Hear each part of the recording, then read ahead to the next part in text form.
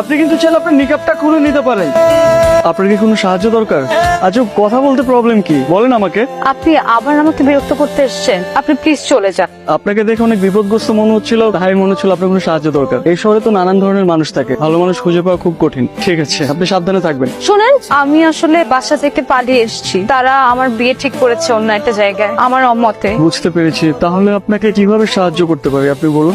আপনি কি কয়েকদিনের জন্য আমার একটু থাকার ব্যবস্থা করে দিতে পারেন? আপনি একটু দেখেন না প্লিজ।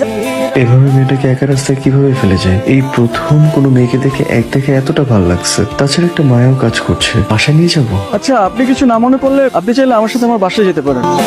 আমার বাসায় 2টা বেডরুম আছে। মাঝে মধ্যে মা গ্রাম থেকে আসলে আমার সাথে থাকে আর কি। আপনার যদি কোনো আপত্তি না থাকে তাহলে আমাকে বিশ্বাস করতে পারেন। হাতে এটাকে নানি নাকি? গ্রাম থেকে নানি রেডি আইছেন? ওয়াইফ রোশা। কি আপনার ওয়াইফ? মানে আপনি তো ব্যাচেলার, আপনি বিয়ে করলেন কবে? আরে এবার ছুটি দিয়ে বিয়েটা সেরে ফেললাম আর কি। আমাদের তো কিছু বললেন না। এটাই আমার বাসা। 2টা বেডরুম আছে। ওই পাশের রুমটা আমি থাকি, আর এই পাশের রুমটা মোস্ট অফ দ্য টাইম খালি থাকে। আপনাকে আমি কি বলছিলাম, আপনি ফ্রেশ হয়ে রেস্ট করবেন। আপনি বাসা গুছাতে গেছেন কেন? আমি একদম অগোছলো থাকতে পারি না। আচ্ছা, এখানে আমাদের দুপুরের খাবার, বাজার আর মেয়েদের কিছু ড্রেস আছে। আপনি পরে যে পছন্দ করে কিনে নিতে পারবেন, কোনো সমস্যা নেই। আপাতত এখান থেকে একটা পরে নেন। আপনি এত সকালে উঠে গেছেন? আপনি না কালকে বললেন যে আপনার অফিস আছে সকালে, সেই জন্য আপনার ব্রেকফাস্ট রেডি করে দিলাম। আসেন ব্রেকফাস্ট করে নেন। আপনি এত কিছু কেন করতে গেছেন? আমি তো সকালে খাই না। অফিসে যে চা অথবা কফি একটা খেয়ে নিই, ওটাই সকালের ব্রেকফাস্ট। আপনি হালকা কিছু খেয়ে নেন। এটা কি? আপনার টিফিন বক্স। আমি তো অফিসে টিফিন বক্স নিয়ে যাই না। তো আপনি লাঞ্চ করবেন না? ধরেন আমি বাসার খাবার খেলাম, এখন বাসার খাবার যদি আমি অফিসে নিয়ে যাই, তারপর যদি আমার কলিগরা বলে যে বাসার খাবার কই থেকে আসলো, তখন আমি তাদেরকে কি বলবো? বলবেন আপনার মানে বলবেন না আপনি বাসায় একটা কাজের লোক রেখেছেন, সে রান্না করে দিয়েছে। আপনার কি মনে হয় আমি বাসায় একটা কাজের লোক রেখেছি? আপনি কিন্তু সবসময় একটা কথার অন্য একটা মিনিং খুঁজে বের করেন। আমি মোটেও ভাবে বলিনি। ফোনটা আপনি রাখেন, আর যদি কোনো প্রবলেম হয় আমাকে ফোন করবেন। মনটা কি বেশি খারাপ?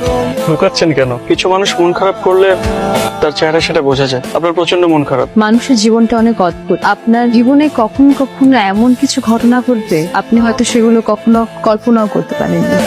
আর আপনি জানেন না যে সেই ঘটনাগুলো ঘটলে আপনি কি করবেন বা আপনার জীবন কোন দিকে মোড় নেবে। এসব ছোট ছোট ঘটনা নিয়ে তো জীবন, আর এইসব ছোট ছোট ঘটনাকে আপনি যত মনে রাখবেন তত পিছিয়ে পড়ে যাবে। চাচা, আপনি হয়তো বাসার উপরে পাঠাই দিছি। শুনলাম তুমি নাকি বিয়ে করেছো, বিয়ে করে বউ নিয়ে আসছো, তাই বৌমাকে দেখতে চলে আসলাম। তো বৌমা কোথায়? বৌমাকে ডাকো। রুষা, রুষা, রুষা। বৌমা তো দেখতে খুবই সুন্দর। চাচার জন্য চা বানিয়ে নিয়ে আসে, যাও। চাচা আপনি বসেন, আমি চা বানিয়ে নিয়ে আসছি। না না, চা লাগবে না। রাফি তোমার ছেলের মতো, খুব ভালো ছেলে। শুনলাম রাফি বিয়ে করে বউ নিয়ে এসেছে, তাই তোমাকে না দেখে আর থাকতে পারলাম না। তুমি খুব ভাগ্যবতী যে রাফির মতো একটা ছেলে পেয়েছো। আমি দোয়া